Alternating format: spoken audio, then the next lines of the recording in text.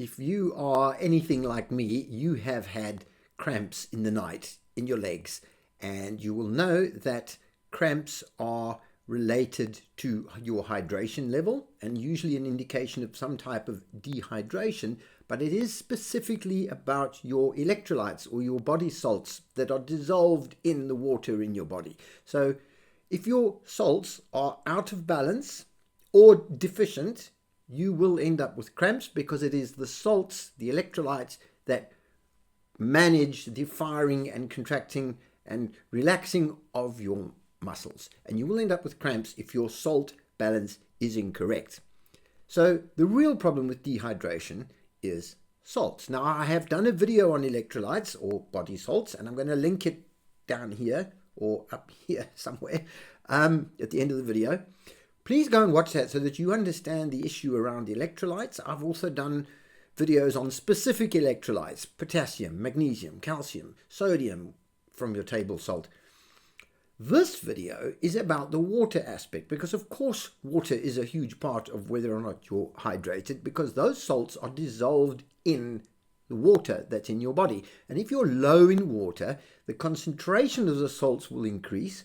And if you have too much water, you can be deficient in electrolytes because the concentration goes down. So this video is about the water aspect of hydration. I just don't want you to think that water is the only point, because it really isn't. Welcome to Shapefixer. I'm Andrew. I'm a nutritionist, but I'm also an athlete, and I've been an endurance athlete all my life, and so hydration and cramping or the avoidance of cramping has always been a big part of my training and my racing.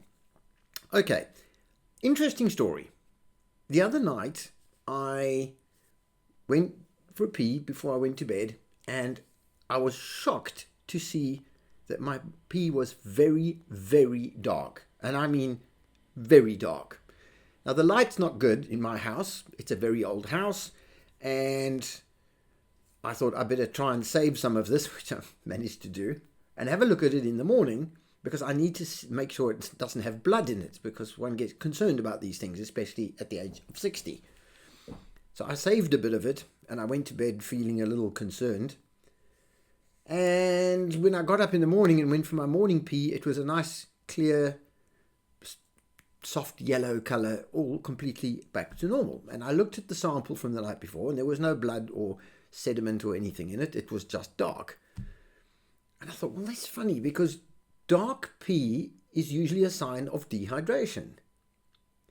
And if I was dehydrated, A, I should have had cramps in the night, which I didn't, but B, it should still be dehydrated in the morning because I wasn't drinking in my sleep. So how on earth was it back to normal in the morning? And then I remembered, like a light bulb, I am on a low carbohydrate diet, okay? I burn ketones or fats for fuel. I don't burn sugar. I don't have sugar reserves. There is no glycogen to speak of in my liver or my muscles, and I operate on fat. And I'm very healthy and very fit and very comfortable doing that. But that evening, I had broken from my low ketogenic diet because we got takeaways. We ordered food in because there was a power cut, and I'd eaten a pizza, which I almost never do.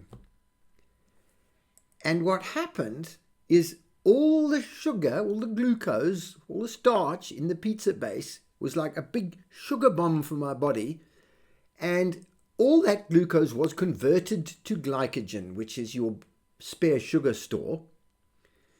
And in building up glycogen, you need water. So my liver took water out of my system to be able to build glycogen, which it then packed into the muscles to burn later.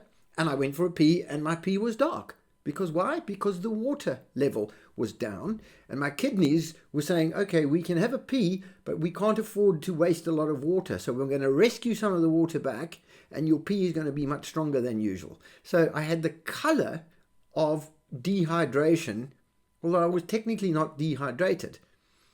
Although I guess my water level was quite low in my blood. Anyway, I went to sleep. During the night, one still burns energy even when one's asleep, obviously, because your heart's beating and you're breathing and your metabolism is still running.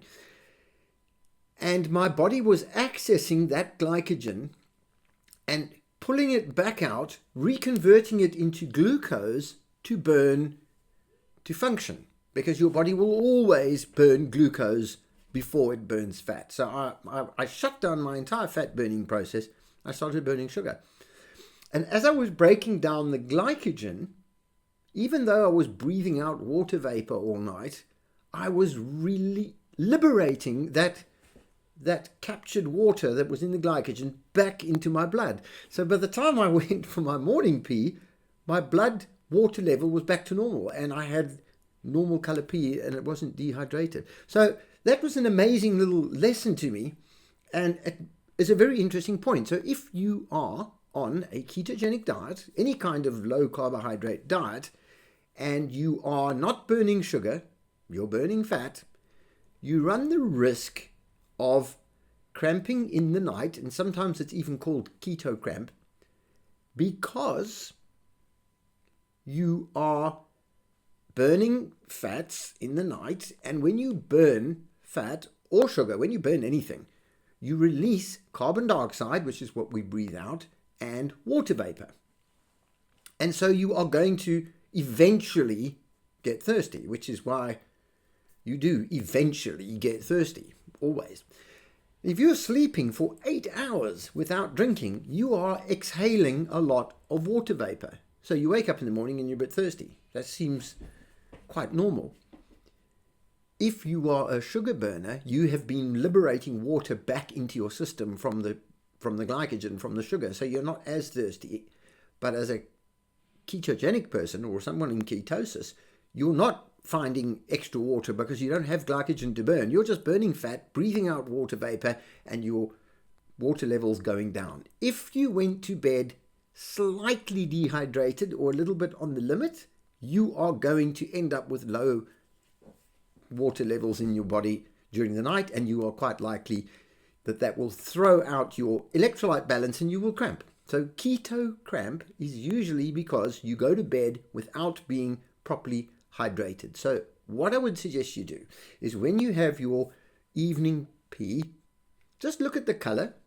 If it seems quite clear or light colored, it's fine. You're very unlikely to cramp unless you are deficient in electrolytes. So I say again, go and watch the electrolyte video. But if it's dark before you go to bed, have something to drink, have a glass of water before you go to sleep, so that you don't end up cramping in your sleep. If this is you, click a like on the video, get your comments in, and tell us what you've found if you've experienced so-called keto cramp. It's not some negative aspect of being on a ketogenic diet. It just means you weren't hydrated enough before you went to bed. Okay, so that's it. Thank you for your time. Thank you for listening. Share this video with somebody who's experiencing cramps. It could just be that they're a bit dehydrated. It could be that their electrolytes are out of balance.